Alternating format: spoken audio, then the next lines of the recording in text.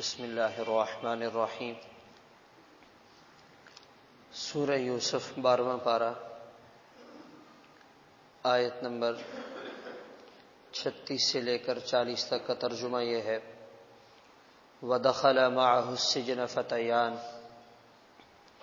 اور یوسف علیہ السلام کے ساتھ جیل میں دو نوجوان داخل ہوئے۔ ان میں سے ایک کہنے لگا، میں یہ خواب دیکھتا ہوں کہ میں شراب نچوڑ رہا ہوں۔ وقال الآخر، دوسرا کہنے لگا، میں یہ دیکھتا ہوں کہ میں نے اپنے سر پر روٹیوں کا ٹوکرا اٹھا رکھا ہے، تأکل الطیر منہ، جس سے پرندے کھا رہے ہیں۔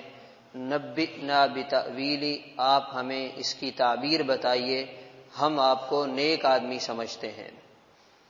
قال لا یأتیکما طعام ترزقانہ، یوسف علیہ السلام کہنے لگے، تمہارا کھانا جو تمہیں روز پیش کیا جاتا ہے، اس کے آنے سے پہلے میں تمہیں خواب کی تعبیر بتلا دوں گا، اور یہ علم وہ علم ہے جو مجھے میرے رب نے سکھایا ہے۔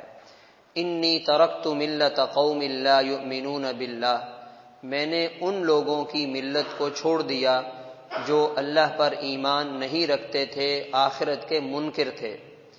واتبعت ملت آبائی، میں نے اپنے آباء و اجداد کی ملت کی پیروی کی، ابراہیم، اسحاق، یعقوب علیہم السلام۔ ما کان لنا ان نشرک باللہ من شیء، ہمارے لیے یہ بات جائز نہیں تھی کہ ہم اللہ تعالیٰ کے ساتھ کسی کو شریک ٹھہرائیں، اور یہ اللہ تعالیٰ کا ہم پر خاص فضل ہوا اور لوگوں پر۔ وَلَٰكِنَّ أَكْثَرَ النَّاسِ لَا يَشْكُرُونَ، مگر اکثر لوگ شکر ادا نہیں کرتے۔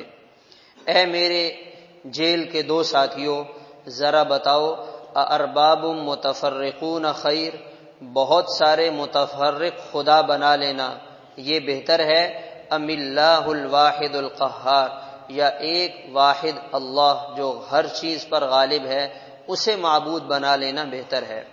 تم جن کی عبادت کرتے ہو یہ تم نے از خود نام گھڑ رکھے ہیں، سمیتموہا انتم و آباؤکم، تم نے اور تمہارے آباء و اجداد نے یہ نام بنا لیے، اللہ تعالیٰ نے ان پر کوئی دلیل نازل نہیں کی۔ ان الحکم الا للہ، حکم صرف ایک اللہ کا چلے گا، اور اس نے حکم دیا ہے کہ صرف اسی کی عبادت کی جائے، اور یہی سیدھا راستہ اور صحیح دین ہے۔ وَلَٰكِنَّ أَكْثَرَ النَّاسِ لَا يَعْلَمُونَ، مگر اکثر لوگ جانتے نہیں۔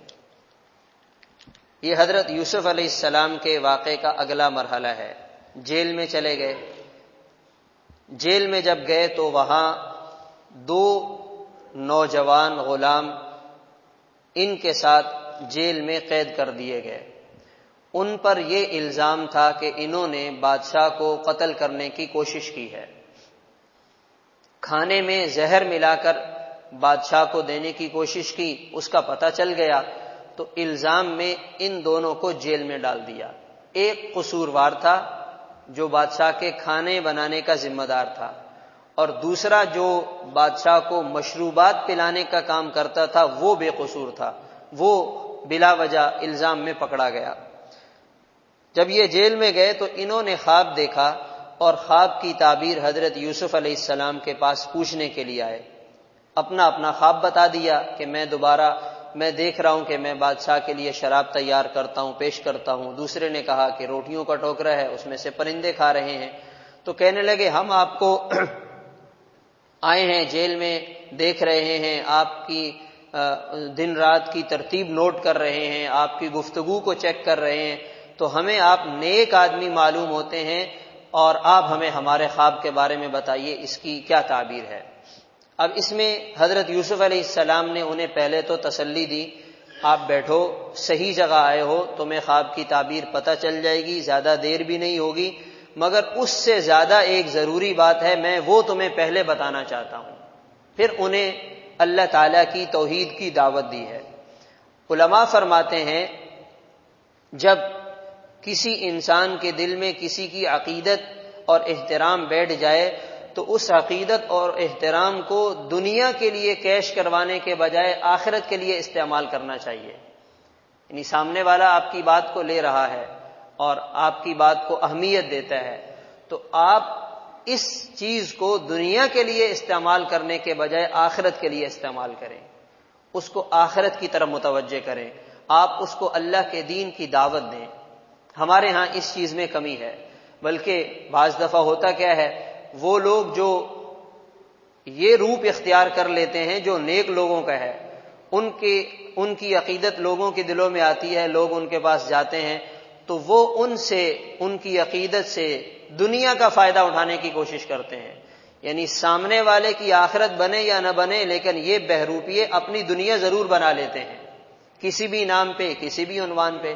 جبکہ جو اللہ کے انبیاء اور اللہ کے نیک بندے ہوتے ہیں ان کی شان یہ ہوتی ہے کہ وہ سامنے والے سے لالچ اور دنیا کا مطالبہ نہیں کرتے، وہ سامنے والے کے سامنے آخرت رکھتے ہیں، دین کی بات رکھتے ہیں. اور دوسری بات یہ ہے دین کی بات سننے کا فائدہ اور اثر تب ہوتا ہے جب عقیدت اور احترام کے ساتھ سنی جائے. دین کی بات کا اثر اور ہدایت تب ملتی ہے جب اس کو عقیدت اور احترام کے ساتھ سنا جائے. اگر اس کے بغیر ہے تو آدمی سن تو ضرور لے گا مگر جو ہدایت کا نور ہے اس سے محروم رہے گا. تیسری بات، ہمارے ہاں کیا ہوتا ہے، جب ہم کسی کے ساتھ ہمدردی اور خیرخواہی کرتے ہیں تو ہمارے ہاں لوگ سامنے والے کو ہمدردی، خیرخواہی اور محبت میں وہ بات بتلاتے ہیں جس سے اس کی صرف اور صرف دنیا کا فائدہ ہوتا ہے. آپ جیسے کسی کے پاس بیٹھتے ہیں، اپنا تعلق جتلاتے ہیں، پھر سامنے والے کو مشورہ دیتے ہیں، صاحب آپ کی زندگی بہت تھوڑی رہ گئی ہے، آپ کے بچے جوان ہو گئے، آپ ایسا کریں، یہاں انویسٹمنٹ کر لیں، یہاں پلاٹ خرید لیں، یہاں پہ کچھ کروا لیں تاکہ آپ کے بچوں کے کام آئے. اچھی بات ہے، کوئی حرج نہیں ہے. ہم یہ کیوں نہیں کرتے کہ آپ کے پاس ٹائم بہت تھوڑا بچا ہے، اب آپ یہ چھوڑیں، اللہ کی طرف متوجہ ہوں. آپ کے پاس ٹائم بہت کم بچا ہے، آپ کے بچے اللہ تعالیٰ ان کی ضرورتوں کو ضرور پورا فرمائیں گے، اب آپ مسجد آنا جانا شروع کریں، اب آپ کاروبار کو ٹائم تھوڑا دیں، اب آپ آخرت کی تیاری میں لگیں. ہمیں یہ دعوت دینی چاہیے. یہ انبیاء کرام کا انداز اور یہ انبیاء کا اسلوب ہے. حضرت یوسف علیہ السلام نے یہی انداز اختیار کیا کہ تمہیں تمہارے خواب کی تعبیر بھی پتہ چل جائے گی، اس تعبیر کا نتیجہ بھی سامنے آ جائے گا، یہ ساری باتیں ہو جائیں گی، لیکن دنیا میں جس کے لیے آئے ہو پہلے وہ بات تو سمجھ لو، پہلے وہ پیغام تو سن لو. پھر انہیں وہ پیغام بتایا. وہ پیغام اللہ کی توحید کا پیغام تھا. کہنے لگے میں اس خاندان سے تعلق رکھتا ہوں جس خاندان پر اللہ کی بڑی کرم نوازی رہی ہے، بڑی رحمتیں رہی ہیں. میرے خاندان میں، آباء و اجداد میں ابراہیم علیہ السلام، اسحاق علیہ السلام، یعقوب علیہ السلام، بڑے بڑے نامی گرامی لوگ گزرے ہیں. ہمارے لیے اللہ کے ساتھ کسی کو شریک کرنے کی اجازت نہیں ہے. ہم ایک اللہ پر ایمان رکھنے والے لوگ ہیں اور یہ اللہ کا فضل ہے، مگر اکثر لوگ اللہ کا شکر ادا نہیں کرتے. یعنی یقین جانیں یہ جو اللہ کی توحید کا عقیدہ، دین اسلام پر انسان کا جینا، اس کو ماننا، ایمان کو تسلیم کرنا، یہ اللہ کا سب سے بڑا فضل ہے.